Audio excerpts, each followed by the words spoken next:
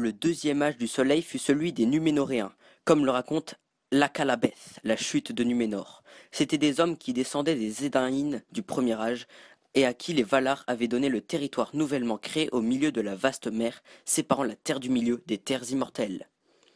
Les Numénoréens se virent accorder une durée de vie bien plus grande que celle des hommes ordinaires. Au fil des siècles, leur force et leur richesse augmentèrent. Leurs navires sillonnèrent toutes les mers du monde des mortels. Numénor, souvent traduit par l'occidental, Ouistrenes, était également appelé pays de l'offrande, pays de l'étoile et Atalante, car il correspondait, en fait, à la réinvention par Tolkien de l'antique mythe de l'Atlantide. Numénor était un royaume insulaire en forme d'étoile à 5 branches. Dans sa partie la plus étroite, il mesurait 400 kilomètres de large et près de 2 fois ses distances depuis les promontoires les plus éloignés. Il était divisé en 6 régions, une pour chaque péninsule et une pour son centre, où se dressait la montagne sacrée Meneltarma, pilier du ciel, la plus haute montagne de Numénor. Sur ses pentes s'élevait Arménélos, la cité des rois, où vivait le roi et le plus grand nombre des Numénoréens. En contrebas était situé le port royal de Roména. Les autres cités portuaires importantes, Aldalonde et Andounier, faisaient face à l'ouest vers les terres immortelles. Le premier roi de Numénor fut Elros, fils d'Aerendil et frère jumeau d'Elrond, demi-elfe. En effet, lorsque les Valar à la fin du premier âge avaient dit aux jumeaux demi-elfes qu'ils devaient choisir leur destinée, Elrond avait préféré celle des elfes immortels, tandis qu'Elros devint roi des Edain mortels. Cependant, étant moitié elfe, il se vit accorder une durée de vie de 500 ans et régna comme roi de Numénor jusqu'à l'an 442 du deuxième âge. Tandis que les Numénoréens prospéraient sur leur île, les Hauts-Elfes, qui avaient survécu au conflit du premier âge et choisi de demeurer sur la terre du milieu, se rassemblèrent sous la bannière de Gil-galad, le dernier roi des Hauts-Elfes, dans le royaume du Lindon. Celui-ci, seul fragment de Beleriand ayant survécu à la destruction, s'étendait des deux côtés du golfe de la Lune. Les années passant, beaucoup de ces hauts elfes du Lindon partirent vers l'est et fondèrent de nouveaux royaumes. Des seigneurs Sindar établirent des royaumes parmi les elfes sylvestres de Verbois-le-Grand et dans la forêt d'or de Lothlorien, dans la vallée de l'Anduin. Au 8e siècle, les elfes Noldor de Celebrimbor établirent Eregion, le royaume des orfèvres elfes, juste à l'ouest de Khazad-dûm, le royaume des nains.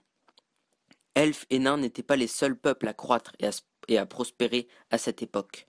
Sauron, le sorcier, était resté dans le monde des mortels et travaillait pour succéder à Melkor comme seigneur ténébreux de la Terre du Milieu. En l'an 1000, Sauron commença secrètement à construire son domaine maléfique de Mordor, réduisant en esclavage les races barbares des hommes de l'Est et du Sud, et rassemblant orques et autres créatures maléfiques dans son royaume. Il commença également à construire Barad-dûr, la tour sombre. Il prit la forme engageante d'un certain Anatar, qui signifie dispensateur, et tenta de séduire les elfes par sa sagesse et sa puissance. Seuls Celebrimbor et les orfèvres elfes d'Eregion se laissèrent tromper. Associant magie et métallurgie, Sauron et les orfèvres elfes collaborèrent dans la fabrication de nombreuses créations fabuleuses. Vers l'an 1500, leur art atteignit son summum et, selon les instructions de Sauron, ils commencèrent à forger les anneaux de puissance. En 1600, tous les anneaux étaient terminés. Sauron retourna traîtreusement à Mordor où il termina la construction de la tour sombre et forgea l'anneau unique, devenant ainsi le seigneur des anneaux. Lorsque les orfèvres elfes réalisèrent que Sauron les avait dupés pour qu'il l'aide à devenir le tout-puissant seigneur des anneaux, ils se soulevèrent contre lui, et de 1693 à 1701, la guerre sanglante des elfes contre Sauron fit rage. Dans ce conflit, Sauron tua Celebrimbor, détruisit la cité des orfèvres elfes, réduisit en ruine Eregion et envahit presque tous les Rhyador. Les nains de Khazad-dûm se retirèrent du conflit et fermèrent leurs portes au monde. Par la suite, ce royaume caché fut appelé Moria, le gouffre noir. Dans cette terrible lutte, la plupart des elfes d'Eregion furent tués. Seul un petit nombre survécut. Les survivants furent conduits par Elrond dans les contreforts des monts brumeux, où ils fondèrent la colonie d'Imladris, que les hommes appelèrent plus tard Foncombe. Après sa victoire sur Celebrimbor, Sauron rassembla ses forces et marcha contre Gil-galad au Lindon. Au dernier moment, une puissante flotte de Numénoréens se rejoignit au rang des elfes.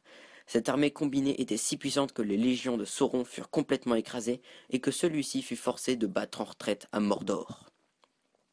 Pendant les 1000 ans qui suivirent, Sauron n'agit pas contre les elfes, mais travailla plutôt parmi les tribus barbares des Orientaux et des Haradrim, étendant son ombre noire sur leur monde. Il donna les 9 anneaux des hommes mortels aux rois sauvages de ces peuples. Au XIe siècle, ils étaient devenus les Nazgûl, ses principaux serviteurs maléfiques, appelés par les hommes spectres de l'anneau. Pendant ce temps, les Numénoréens s'étaient transformés en la plus importante puissance navale que le monde ait connue. Sur les côtes de la Terre du Milieu, ils créèrent de nombreuses colonies ainsi que les ports fortifiés d'Umbar et de Pelargir. Finalement, l'accroissement de l'empire maritime numénoréen et de l'empire terrestre de Mordor entraîna leur affrontement. En l'an 3261, les Numénoréens firent débarquer une immense armada à Umbar et y déversèrent une armée impressionnante qui marcha sur Mordor. Sauron vit que leur force dépassait la sienne et qu'il n'avait aucun espoir de les vaincre, ni même de s'en défendre par les armes. Les peuples du monde n'en furent pas moins ébahis quand le Seigneur des Anneaux descendit de sa tour sombre de Mordor et se rendit à eux. Les Numénoréens enchaînèrent Sauron, l'amenèrent dans leur pays et l'emprisonnèrent dans leur cachot, le plus sûr. Mais Sauron accomplit par ruse ce qu'il ne pouvait pas réaliser par la force. Des armes. Il séduisit les fiers rois numénoréens et les corrompit, de sorte qu'ils complotèrent contre les Valar eux-mêmes. Cette corruption réussit si bien que les Numénoréens osèrent lever la plus grande flotte qui exista jamais et naviguèrent vers l'ouest pour faire la guerre aux puissances d'Arda. Pour cette action, Ilúvatar détruisit la belle île de Numénor. Les montagnes et les cités tombèrent, la mer se souleva dans sa colère, et Numénor tout entier s'effondra dans un abîme sous-marin. Ce cataclysme provoqua également le changement du monde. Les terres immortelles se trouvèrent placées au-delà des sphères du monde. Elles furent à jamais hors de portée de tous, excepté des élus qui voyageaient à bord des navires des elfes empruntant la voie droite à travers les sphères des deux mondes. Ce fut la fin de l'âge de l'Atlantide, tel que nous le connaissons par les mythes, et le monde se replia sur lui-même.